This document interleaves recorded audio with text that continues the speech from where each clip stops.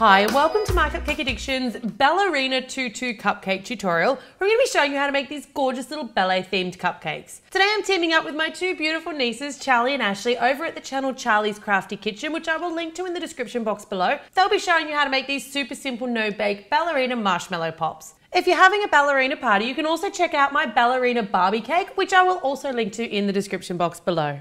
The things that you'll need today, I've got just the inside of a roll of wrapping paper or tubing, and I've just cut that in half. That's going to create a bit of a former to form the shape of our ballerina tutu bodices today. I'm using a fondant rolling pin and a paintbrush, and I've also got a little bit of corn flour in a shaker. I've got some fondant in yellow, pink and purple, and I will mention that I've added a little bit of Tylose or CMC powder to help that fondant set nice and firm, nice and quickly. Over here I've got some tap water, some edible sugar pearls and some little edible silver balls. I've got a little bit of our Perfectly Pineapple buttercream frosting. I've just tinted that pink and I will link to that recipe in the description box below. I've got that frosting today in a disposable piping bag and I've teamed it up with the Wilton number 406 petal piping tip. You can see the tip there. You can use any size petal tip you like. I've got a love heart cutter. I've also got a really small flower cutter. This is a little bit optional just for one of our bodice details. My cupcake's ready to frost. And I've also got this piece of lace. So this is just a piece of new and clean lace fabric and it's got quite a thick textured lace on the front. We're going to be using that just to give our bodices a little bit of extra detail today. So let's get started. The first thing that you want to do is you want to roll out your fondant. So I'm not rolling that too thin and I've put down a bit of corn flour just so my fondant doesn't stick to the bench. About 2 millimeters is great. Roll out all three of your colours and then we're going to give them a bit of a lacy imprint. I'm taking that lace and I'm going to put it with sort of the fatter textured side facing into the fondant and the finer side facing out. And I'm just picking a nice part of the pattern, laying it over the fondant and using quite a bit of pressure, give it one solid roll just in one direction. That's going to imprint that pattern and it's also going to flatten that fondant out a little bit more, which is why we start with it a little bit thicker. Repeat that for your other two colours and then you want to take your love heart cutter. Now this is quite long at the base. You want to make sure you've got enough room that the love heart's got enough of a point on the end of it to stick down into your cupcake when it's dry. So a longer love heart cutter is better. Once you've cut out your love hearts, take that yellow fondant and roll it quite thin before taking your little flower plunge cutter and you just want to cut out a flower, plunge the cutter and pop it out. Like I said, optional just for a little bit of bodice detailing. Because every ballerina is unique, I'm going to show you how to make not one, but three gorgeous tutu designs today. We're going to start off with the simplest of the three, which is the pink. So take a tiny bit of water, apply it to the back of your little yellow flower, and just stick the center of the flower down right up in the top corner.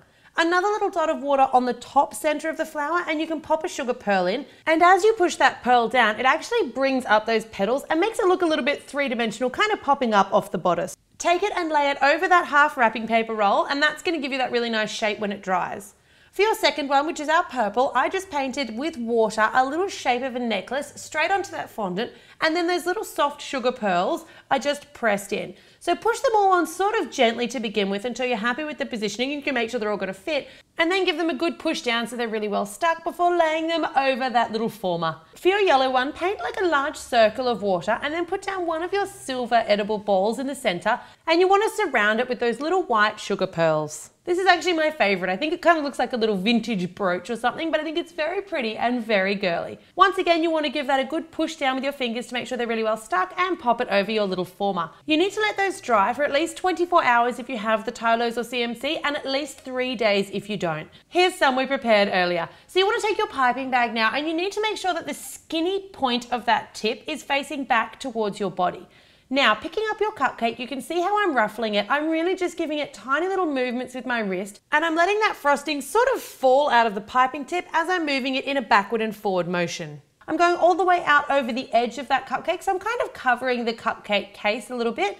And to keep things neat, try to start and finish at the same point for all three of your layers. So for your second layer, it's exactly the same technique, just those tiny little movements back and forward, letting that frosting fall out in those beautiful little ribbons, but you're actually bringing that layer down about halfway across the layer below it, and the same for that top layer. So you're giving that layered effect of that beautiful ruffled tutu. Finish that off and make sure that you can't see any of that cupcake poking out, even if you need to pop a little tiny dot more in. And then you want to take your little bodice. With the bodice, you need to make sure the bottom point of this heart goes into the actual cupcake, not just into the frosting. So I can feel cake here and then I push it down about another 1/2 centimeter. Don't go too low because you don't want her to have a big thick bodice. You do want it to be quite fine, but you need it to go into the cake. Repeat that technique with some pale yellow and some pale purple frosting, or whatever colors you like.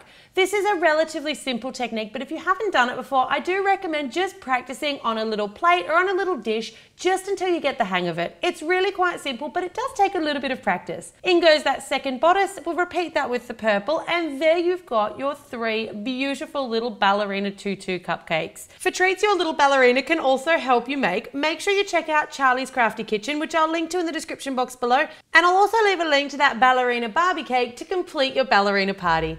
As always, thanks very much for watching.